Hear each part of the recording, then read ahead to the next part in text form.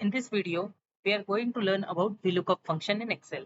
It's a very powerful tool that helps us to find specific information in a table very quickly. Let's break it down into steps with a very simple example. Suppose I have a table where I am having name of the employee and its salary. In second table, I am having employee name, project and department. Here, the name is corresponding to the same employee. Now, suppose what if I want to get the salary in this table itself? What I can do in this case? So to achieve that, I can use VLOOKUP function. VLOOKUP stands for vertical lookup.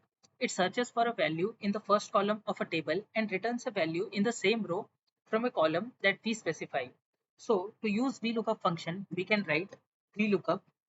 Firstly, we will have to give one lookup value. So here, as the name is common, I can give Alex or J11 cell as my lookup value.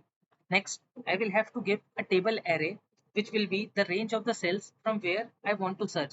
So I want to search in this table. Next, I will have to give a column index. So the column index is the column number which I will get it in the result. So here I want salary. So the column index will be 2. And lastly, we'll have to select the range lookup. This range lookup means whether we want an exact match or an approximate match. So mostly we want exact match in most of the cases, not approximate match. So we can write false or 0 and close the parenthesis.